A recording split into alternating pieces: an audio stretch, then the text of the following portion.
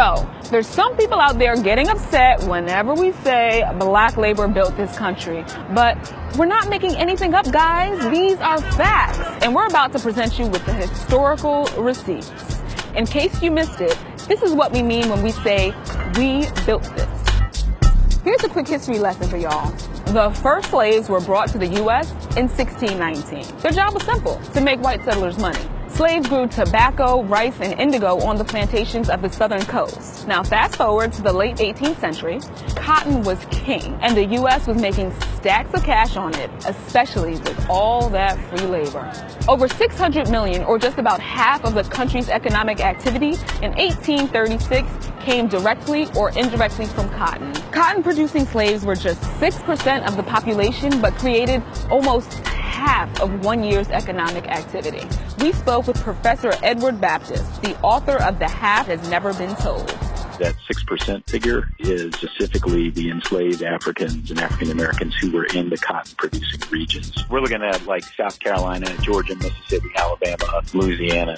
Talk about being critical to a nation's economy. I guess you can imagine some sort of science fiction world where this didn't happen, but this is what did happen. Slave labor built the U.S. And their contributions weren't limited to the South. A little bit north in D.C., there's the White House. We built that. I wake up every morning in a house that was built by slaves.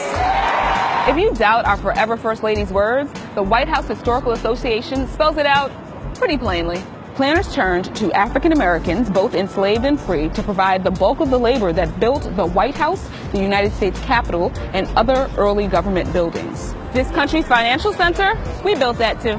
Wall Street earned its name because enslaved Africans built a wall to protect Dutch settlers from raids in 1653. This wall ran from river to river. Slaves built the roads, the docks, and most of the big-time buildings in the area that would soon become New York City. And railroads, slaves did that. North America's 4 major rail networks all own lines that were built and operated with slave labor. Before the Civil War, nearly every rail line east of the Mississippi River and south of the Mason-Dixon line was constructed or run at least partly by slaves. You know what else we built? What about that great American music genre?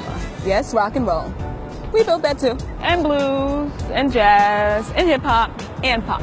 America's favorite snack food, that was a black guy behind the potato chip. The ironing board, my sister. The traffic light, yep, he was black. The super soaker, that was a dude named Lonnie. He's black too. And the person who invented the technology responsible for the caller ID and call waiting, her name is Dr. Shirley Jackson. And yes, she's black. Clearly, there isn't enough time to go through all of the ways black people have built this country. They're vast. Don't get it twisted. Native American and many immigrant communities have made tremendous contributions to the infrastructure, identity, and imagination of the U.S. as well. So when we say we built this country, we actually mean it.